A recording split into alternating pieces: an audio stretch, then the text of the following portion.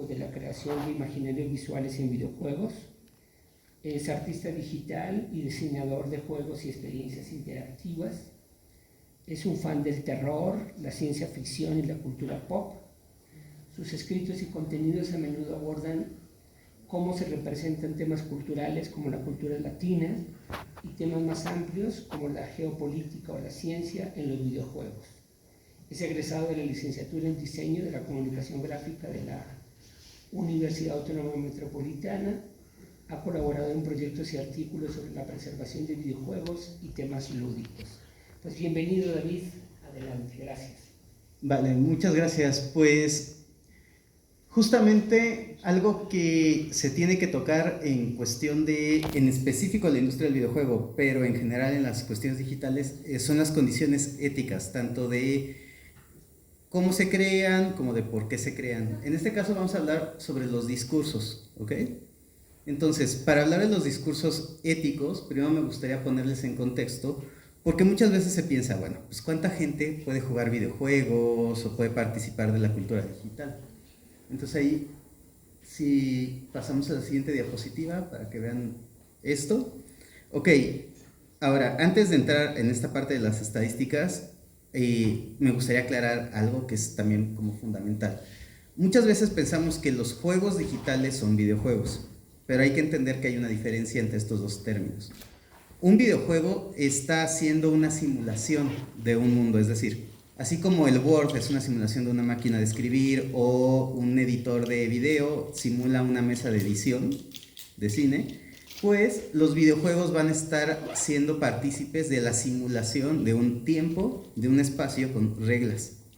No importa si pensamos en el juego más moderno, en Expedition 33, o pensamos en algo como Pong o Tetris.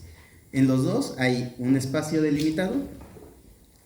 En estos ejemplos hay una cuestión de tiempo, ya sea cronología dentro del juego, la sesión, el tiempo que sesiona alguien jugando, y el tiempo en cuestión de, por ejemplo, Tetris o Pong, es el tiempo que pasa la pelota de un lado al otro, el tiempo en el que cae una pieza de la parte de arriba a la parte de abajo. Esas son condiciones de tiempo, y hay reglas. Cuando el jugador no frena la pelota, tiene un punto el otro jugador. Cuando se genera una línea de bloques, esa línea de bloques desaparece. Son reglas, son condiciones que están simulando. Ahora, un juego digital, pues no necesariamente es eso. Por ejemplo, cuando tenemos esta interacción lúdica con los memes, cuando tenemos una anécdota, un chismecito en Twitter o las 20 TikToks contando cómo alguien rompió con su pareja, hay una condición lúdica, narrativa, y hay una condición de interacción, porque la gente empieza a preguntar y se puede desviar el tema, y eso es una especie de juego digital. Entonces los juegos digitales abarcan mucho más, porque el juego pues es una condición innata de las personas, ¿vale? Ahora, ya entendiendo esta definición de que los juegos digitales son una cosa enorme, enorme, enorme, enorme, y que casi todos los que participamos de internet estamos teniendo esta participación en distintos juegos digitales, incluso, por ejemplo, recuerdo hace unos años, un escritor de cómics hizo un juego en el que él se metió en una zanja y les dijo, tengo a mi perro una correa y estos 3 objetos, díganme cómo quieren que los use para salir. Y entonces la gente le fue interactuando, diciéndole, no, pues usa la correa de tal forma, haz tal cosa. Y este fue un juego digital realizado con alguien a través de Twitter, ¿no? Entonces ahí tienes esta condición de juego digital. En la siguiente, o sea, 2. Ajá. ¿Otra? Ahora, para entender esto, vamos a plantearnos en números, porque muchas veces pensamos en, pues, ¿qué tanto impacto podría tener los videojuegos? Si tenemos en el mundo 8,000 millones de personas, es el último conteo aproximado que tenemos, y 3,000 millones de personas consumen videojuegos. Eso ya nos puede dar una idea del tamaño. Casi la mitad de la población del planeta consume videojuegos, es decir, experiencias que están específicamente diseñadas con un fin lúdico. Y esto lo consumen en estos entornos digitales. Ahora, 5,500 millones de personas tienen acceso a internet, es decir, participan de esta parte lúdica, aunque no sea directamente en un videojuego, pero ya hay una intencionalidad de juego y ya existe este contexto. Esto ya nos deja claro que la mitad de las personas en este planeta van a estar expuestas a lo que nosotros les digamos dentro de los videojuegos. Y ahora aquí sí viene la parte, digamos, el tuétano. En lo siguiente, por favor. Muchas veces nos preguntamos, oye, pero ¿cuál es el impacto de los videojuegos? Y lo que pasa es que hay algo que es curioso, porque se van a dos extremos. Los que dicen, pues son un juego, no tienen ningún impacto, y los que dicen, no, te van a causar adicción, destruyen familias. No, hombre, o sea, los juegos, el diablo y la heroína. Aquí estoy sacando un estudio de la National Institute on Drug Abuse del Centro de Salud de Estados Unidos. Esto yo lo uso como ejemplo para que entiendan un poco estos términos que se han utilizado mucho en redes sociales de adicción y cuestiones así, para poderlo poner en un contexto. Sobre todo me parece importante que nosotros en México lo pongamos en este contexto por esta razón. Vamos a tomar nada más un neurotransmisor, que sería la dopamina, que es el que todo el mundo conocemos. La dopamina se mide teniendo que en condiciones normales tenemos base 100, ¿no? ¿Qué es lo que pasa? Pues cuando comemos unos taquitos se expulsa más dopamina y llega a 150, ¿ok? Cuando jugamos videojuegos se expulsa más dopamina y es más que la comida, a 175. La actividad que más dopamina puede segregar es el sexo y la duplica al 200%, ¿ok? Ya cuando hablamos de cualquier droga, incluyendo alcohol, incluyendo el cigarro, pero en este caso tenemos de ejemplo la cocaína, las anfetaminas y las metanfetaminas, sobrepasa el 200%. Con el alcohol es como 300%, con el tabaco es como un 350% y con la cocaína 450%. Esto lo pongo porque cuando hablamos de adicción a videojuegos, de adicción a redes sociales, de adicción a estas cosas, y sobre todo, de nuevo, en el contexto mexicano, donde sí hay un consumo constante de drogas como el alcohol, como la marihuana y otras drogas más fuertes, esto nos explica que mientras a las redes sociales lo que la gente tiene es, digamos, como una especie de aburrimiento y las consume, es distinto a cuando tú intervienes a alguien que sí tiene un problema de adicción. De hecho, a nivel, por ejemplo, usando jerga psicoanalítica, te dirían que la diferencia es que una es un comportamiento obsesivo y el otro es un comportamiento adictivo. En términos de psicología más moderna, te están hablando de comportamientos de defensa, es decir, cuando la gente tiene estrés, recurre o a la comida o a jugar o este tipo de condiciones, y eso implica que es un problema ambiental. Cuando hablamos de drogas, de cuestiones que sí son adictivas, pues ahí no necesitas nomás cambiarle el ambiente a las personas, o sea, ahí sí tienes que hacer una intervención farmacológica. Esto lo pongo aquí porque, de nuevo, si partimos del discurso de los videojuegos pues, generan que la gente tenga problemas de socialización y mira cómo los aíslan, les fomentan la violencia, etcétera, pues no más que los problemas que podría causar el alcohol, el tabaco o cualquier consumo de sustancias. Y lo mismo va del otro lado. Si nosotros pensamos que los videojuegos como elementos educativos van a ser una panacea, que miren ya, con eso van a aprender todo lo que no aprendieron, pues tampoco, porque si nos damos cuenta, no tienen un efecto tan fuerte dentro de lo que sería nuestra construcción fisiológica, ¿vale? Siguiente, por favor. Ok, ¿cómo se han logrado utilizar los videojuegos? Se han hecho muchos estudios de, a ver, ¿qué impacto tiene? Sobre todo se utiliza la parte de la educación porque además es muy fácil de medir. ¿Qué es lo que ocurre? Los videojuegos, en general, han servido mucho para que un conocimiento que ya está aprendido lo puedas contextualizar. Este es un clásico que todos los alumnos tienen. ¿Yo para qué quiero aprender a hacer raíces cuadradas si yo nunca lo voy a usar en la vida real? Ok, sí es cierto. Y por eso los juegos, cuando logras hacer un juego en donde este conocimiento que tiene el alumno se utiliza, ese juego pues refuerza el conocimiento para que no se pierda, para que no lo olvidemos. Porque si ahorita nos pueden hacer integrales a nosotros, como en nuestra área no usamos tantas integrales, pues probablemente ya olvidemos cómo se hacían. Pero es más bien por una cuestión de refuerzo, es decir, el juego en general funciona para el refuerzo. No te va a hacer más inteligente, pero te va a mantener fresca la información. Y aparte, en personas que son neurodivergentes, así hablemoslo en general, aunque en este caso específico que les pongo, se hizo con personas con TDAH, resulta que los juegos, los videojuegos, tienen un sistema de reglas fijo, como recuerdan, y eso hace que la experiencia sea siempre la misma. Algo que a las personas neurodivergentes les gusta, que sepan cómo va a ser el resultado de las cosas. Cuando nosotros vivimos y un día pues le llevas chocolates a alguien y te lo agradece, pero al día siguiente le llevas chocolates y lo agarraste de malas y te contesta feo, pues esa falta de experiencia de usuario que tiene la vida no la tienen los juegos. Los juegos siempre va a haber la misma respuesta.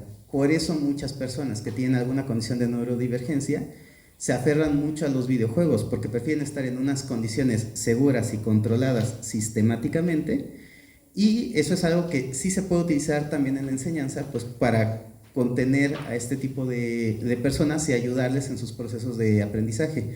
Pero si se dan cuenta, o sea, ni te resuelven el problema ni son la única solución, porque no son en sí mismos una herramienta que solucione todo. Son una herramienta que te puede ayudar a facilitar en ciertas condiciones y que hay que saber aplicar. Entonces los videojuegos es una herramienta que tendrían tanto profesores como psicólogos que ir implementando y viendo cómo controlar para generar entornos más estables para que los alumnos en diversos niveles escolares pues puedan participar de ellos. Siguiente, por favor. Ahora, esta sensación de seguridad, ¿por qué se da esta sensación de seguridad? Uno es porque las reglas son constantes y dos, por algo que llamamos experiencia de usuario. La experiencia de usuario pues es algo que se ha estado implementando en todas las áreas de la sociedad y es algo que, por ejemplo, nos gustaría que hubiera experiencia de usuario en los trámites burocráticos en general, ¿no?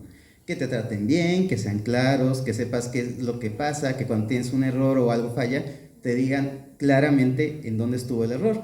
Pero pues cuando vas a hacer cualquier trámite, pues sobre todo en cuestiones, por ejemplo, pensemos en cuestiones fiscales o así, la gente suele frustrarse mucho porque te mandan cosas que tú no entiendes. A eso se refiere la experiencia de usuario y esa es la gran ventaja que tienen los videojuegos. ¿Podemos hacer la vida más accesible a través de la experiencia de usuario? Sí, pero también empieza a haber estudios sobre que tal vez si la vida es demasiado fácil y no hay retos, pues el cerebro pues empieza a tener fallos y a no desarrollar las habilidades suficientes. Sin embargo, como estos estudios todavía están realizándose porque pues, la experiencia de usuario es algo relativamente nuevo, pues esperémonos unos 10 años para ver qué pasó, ¿no? A ver si arruinamos una generación o no. Siguiente, por favor. Esta también es súper importante. Esta antigua teoría de la aguja hipodérmica, de yo te enseño, mono ve, mono hace y no hay reflexión, también se utiliza mucho con los videojuegos, porque dicen, no, pues es que tú ahí matas, tú ahí haces las cosas, entonces el cerebro lo aprende. Eso, pues de entrada ya está muy superado en el siglo XX, no sé por qué le ha gustado tanto o ha tenido tanto... ha regresado, pero bueno, en realidad no. Lo que pasa con los videojuegos es que, como cualquier otro medio, trabajan sobre los prejuicios ya existentes. Y justamente este es el punto que es importante a la hora de diseñarlos. Siguiente, por favor. A ver, el objeto artístico, y esto también es como un paréntesis, y es un paréntesis importante por justamente las investigaciones que hemos hecho en los últimos meses, y es que, a ver, el videojuego y todos los objetos artísticos van a replicar el sistema de valores. Ahora, ¿qué es lo que pasa cuando la reproducción de esto existe en un sistema de valores donde el objeto tiene más valor que la persona? Pues el discurso, no solamente del objeto en sí mismo, sino de la creación alrededor del objeto. Es decir, esos documentales que muchas veces se dan de cómo hicimos esta animación, cómo se creó este videojuego, suelen dar el mensaje de, pues sí, hipotequé mi casa, me peleé con mis amigos, hace 3 años que no duermo 8 horas, pero aquí está mi videojuego. Ese tipo de mensajes suelen ser también muy peligrosos y es una condición ética que los creadores tenemos que poner, porque el límite el límite de este capitalismo tardío está en que ya deje de ser funcional hasta para sí mismo, y el problema es que ya estamos llegando a ese límite. Hoy en día, pues todos los objetos culturales de entretenimiento los estamos consumiendo ya solapados. O sea, vemos la película junto al TikTok, jugamos el videojuego a la vez que reproducimos un podcast, porque no te da tiempo de consumir las cosas por separado. Y esto también empieza a ser un problema ético dentro de la industria del videojuego. Siguiente, por favor. Y tras ese paréntesis, ahora sí vámonos a la representación visual. ¿Qué es lo que pasa con lo que les decía de los prejuicios? Bueno, aquí les pongo dos ejemplos. Uno es Spec Ops: The Line y el otro es de Call of Duty. En los dos juegos vamos a ver una temática de disparos, de acción, de violencia explícita en pantalla y estás matando gente. ¿Qué es lo que pasa? En Call of Duty tú tienes algo que se parece mucho a los discursos cinematográficos. Es que el uso de la violencia pues es necesario, porque si no hay una gente malvada ahí afuera que ni cara tiene. ¿Vieron Dunkerque? Sí. ¿Vieron algún nazi en Dunkerque? ¿No? No hay ni uno. O sea, escuchas los bombardeos, los disparos, pero no hay ninguna así. O sea, es un túnel de... Hay unos buenos contra un malo malísimo que ya ni siquiera tiene forma humana. Es que ya ni siquiera son personas, ¿no? O sea, todavía en El Señor de los Anillos dices, bueno, los orcos ahí hay una representación física. No, pero ahí ya ni siquiera son personas. O sea, son una entidad maligna que mata gente. ¿Qué es lo que pasa? Cuando tú haces ese discurso, pues obviamente se vuelve maniqueo y poco reflexivo. Hay un mal, así, mal en general, externo, y no se puede hacer nada más. En el caso de Spec Ops: The Line, lo que ocurre, y les voy a spoilear el juego, porque además es un juego que es complicado que lo vuelvan a reeditar. Este juego lo crearon con un equipo de desarrollo que incluía a muchas personas europeas. Entonces, en Europa, pues la visión del militarismo es distinta. En Spec Ops: The Line, ¿sí? tú le disparas a otros soldados. Y estos soldados, estos terroristas, se esconden en un campo de refugiados. Y entonces, tú en Spec Ops: The Line tienes que tomar el control de un dron que les va a disparar napalm a los refugiados y a los terroristas. Y no es opcional, es necesario. Pero tú como soldado, y algo que pasa mucho en la milicia, tú como jugador no sabes esto, que son civiles, hasta que bajas a ver los restos. Y esto le pasa mucho a los soldados, aunque las inteligencias saben que ahí hay civiles, les dicen, no, tú dispara. Al fin, yo te entrené para que sigas órdenes. ¿Y qué es lo que pasa en Spec Ops: The Line? Al final, tú bombardeas de napalm a los civiles, bajas, te das cuenta que son civiles, y genera este shock en el jugador, porque pues tú habías ido a salvar a esos civiles, y resulta que pues terminaste bombardeándolos y cometiendo crímenes de guerra. Eso hace que la reflexión sea distinta, y mecánicamente funcionan igual. En el estilo de narrativa es igual, la temática es la misma, pero esta diferencia entre mostrar cómo es la realidad de compleja y la realidad de un soldado y por qué regresan bien malitos después de ir a una guerra, a esta idealización de la guerra, es muy distinta en el manejo. Entonces ahí éticamente pues tenemos un asunto bien interesante que tratar. De hecho, Spec Ops: The Line es un caso muy curioso porque ganó muchísimos premios y no le fue mal. O sea, es decir, la producción sí recuperó el costo y tuvo ganancias, pero como no tuvo las ganancias al nivel de miles de millones de dólares, sino al nivel de cientos de millones de dólares, desaparecieron el juego y la franquicia. Siguiente, por favor. Otra representación, y que hace poco hubo mucha polémica, y esta es una reflexión también bien compleja, porque en Spec Ops: The Line, bueno, dices, ok, es fácil entender que en una manejas el tema con complejidad y en la otra lo manejas con idealización, pero al final matas terroristas, ¿no? Traigo esta polémica de Rape Day porque nos puso en un jaque ético a los diseñadores de juegos. Rape Day es un juego a la filosofía de si alguien tiene una fantasía violenta, que la cumpla. Al fin, en un juego, pues no estás dañando a nadie. Lo cual, pues es similar a lo que acabamos de ver, ¿no? Pues tú puedes matar 800 militares virtuales, no te vuelve un asesino. Bueno, ¿qué pasa si la fantasía es de violencia sexual? Empieza a haber como más problemas, ¿no?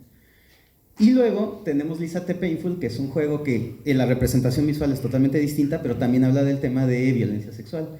Es un mundo en el que ya nada más queda una mujer y todos los demás son hombres, y pues se pueden imaginar cómo le va. ¿Qué es lo que pasa?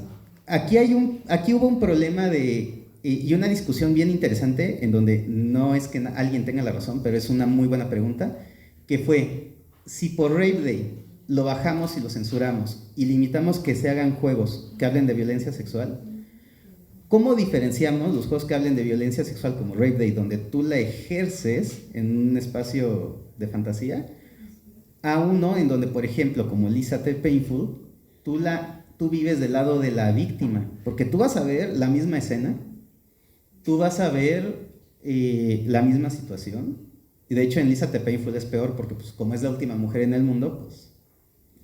Entonces, eso es una cuestión ética. ¿Cómo lo representas? ¿Cómo lo estamos viendo? De hecho, aquí es para perturbarlos, ¿eh? O sea, yo no les voy a dar respuestas, les traigo preguntas horribles para que se perturben. Sí, o sea, para que lo sufran.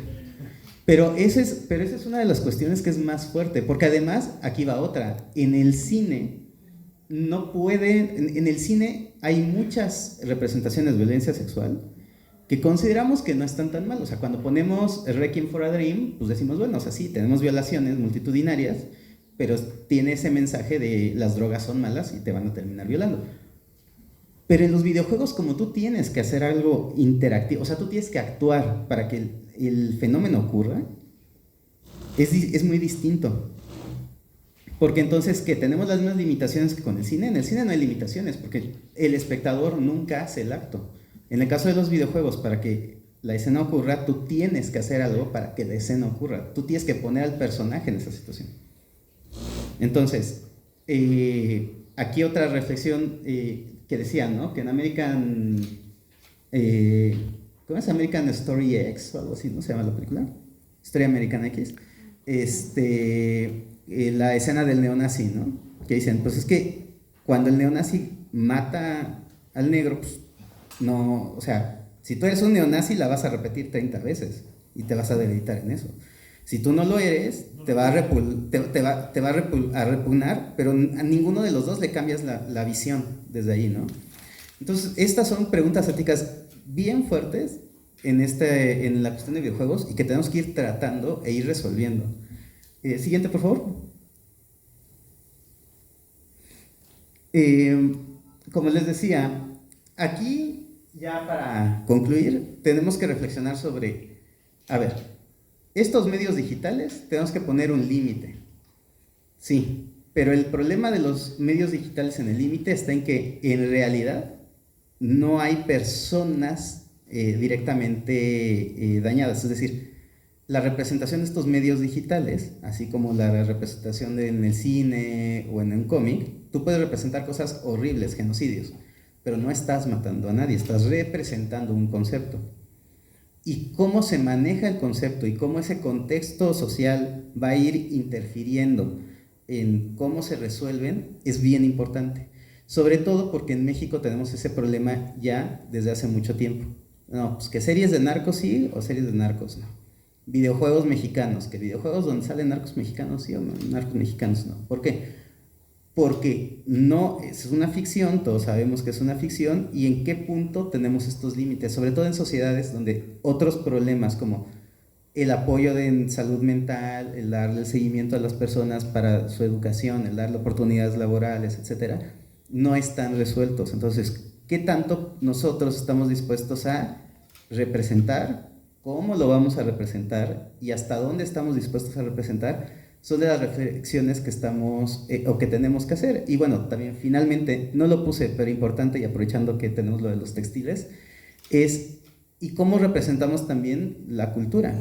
Porque representar la cultura en videojuegos, y esto es algo que sí pasa mucho, usualmente se van hacia los estereotipos, y muchas veces estas culturas representadas terminan pues no teniendo el impacto para poderse representar a sí mismas. Entonces la idea que se genera alrededor de una cultura dentro del ámbito de los videojuegos pues es la idea que tú le pusiste en este estereotipo que tú armaste, porque pues las comunidades indígenas no van a tener la repercusión de una compañía multimillonaria que los usó de setting para poner un nivel. Lo mismo ocurre con el cine. Cuando representamos algo, pues tenemos que pensar, esto que estoy representando, ¿qué tanto voy a afectar a las personas en cuestión de la representación, de su identidad y de cómo pueden obtener herramientas para configurar el mundo? Pues sería todo por mi parte. Y ahí está. Muchas gracias y ahí adelante, bueno. Adelante. Sí, ahí. Justo, si quieren contactos, dudas, estrés, ahí están las cuentas. Y para primavera vamos a estar realizando un seminario de ética para videojuegos con varios temas, varios, no nada más esto, varios. Junto con el Centro de Cultura Digital. Entonces, igual si quieren más información, o sea, por ahí pueden tenerla.